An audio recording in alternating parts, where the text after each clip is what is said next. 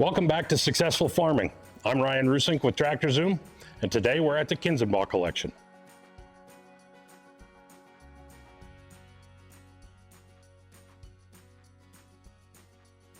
So, a real nice John Deere A here, but I hear this one kind of has a story. What's the story of this one? This tractor was new around 1950 when I would have been about 6 years old. The fellow's name was Clay Betts, and he was a neighbor, but a family friend, lived about 2 miles from where I grew up. And so my dad and Clay were farmers, neighbors, approximately the same age. Clay bought this tractor brand new, and we always used the farm-haul tractors, but this guy liked the John Deere, and he bought brand new. I think we're one of the very few new tractors he ever bought, and it ended up out on the farm. And I was over there one day when I was about 6 years old, playing with one of his older boys, and we got into the white bucket of white barn paint. And I had a new pair of shoes. I don't remember the shoe style anymore, but I had a new pair of striped overalls on. I took my heel and broke the crust on the paint, and it ended up painting my shoe and my pants.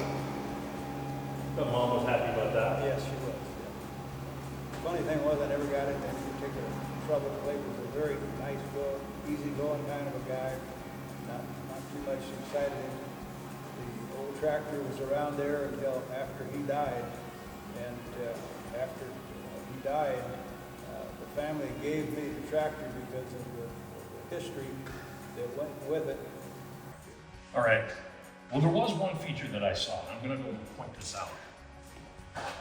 It feels like when you repaint it, maybe you missed a spot. I know that's I imagine there's probably a reason. What's the reason? Deliberately missed a spot. That swatch of white paint has been lacquered over to preserve it so it didn't get sandblasted off of there when we restored it. But I put that paint on there when I was 6 years old in around 1950. So after you painted your boot and your brand new overalls, you proceeded to start a career painting tractors at 6? Found a brush and got that old barn brush going, and I painted part of the rim, side of the hood on one side or the other, and this part of this front end. How much of it was still there when you went to actually restore the tractor? Or was it just this piece? A swatch here and a little on the side and on one of the rims. The interesting thing was that Clay wasn't the kind of guy to repaint or restore. It was just the way it was. Yeah. So it was that way, and it ended up in the shed that way when I found it, or when they gave it to me. So even as far back as 6 years old, you were making your mark on agriculture. My first starting right there. First paint job, that's right. There we go. So that was just one piece of nearly 650 tractors in John's collection. Stay tuned, we got more coming.